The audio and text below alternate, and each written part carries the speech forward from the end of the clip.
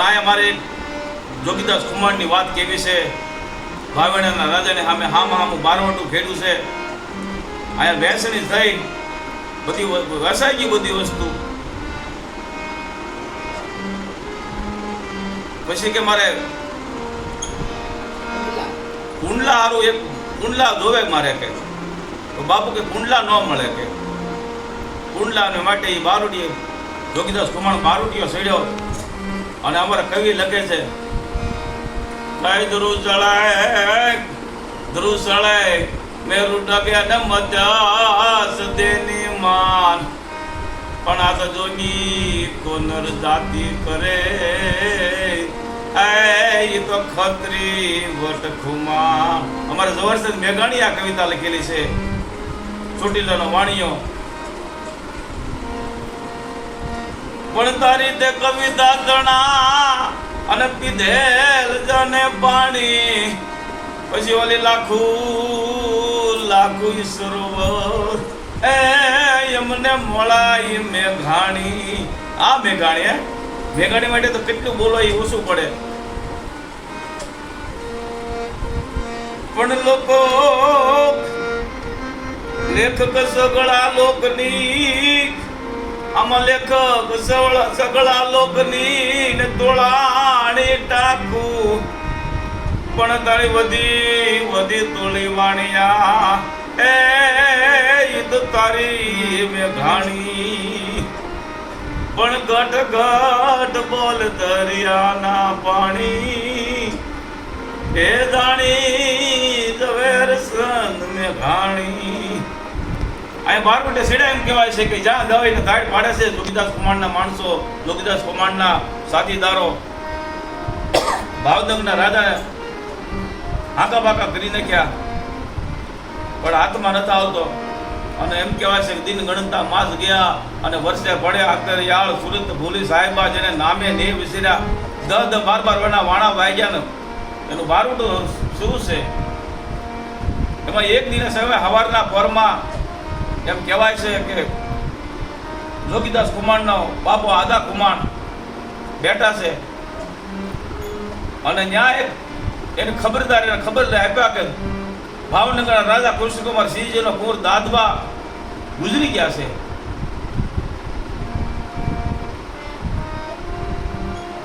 તારે જોગીદાસ કુમારે કીધું કે આદા કુમાર કે મારે ખખરે જવું છે કે ક્યાં કે ભાવનગરના બાપુ કૃષ્ણકુમાર સિંહજીનો કુંવર દાદબા ગુજરી ગયો છે, મારે એને ખખરે જવું.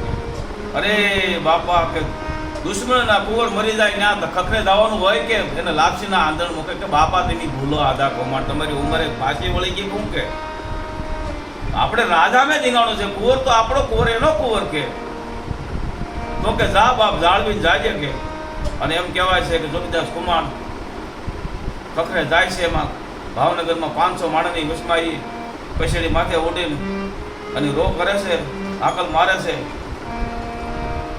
બધાને પાણી પાવા એમ કહેવાય છે કે સાના રાખવા માણસો આવે, રાજના કોઈ સગા સંબંધી આવે. પણ આ કૃષ્ણકુમાર સિંહજી કળજો લઈને ઊભા થયા છે અને માથે હાથ મૂકીને કીધું કે બાપ સાનો રીજા જોગીદાસ કુમાર તું સાનો રીજા. એ થવાની રીતે થઈ ગઈ, ઉપરવાળાની જે મરજી.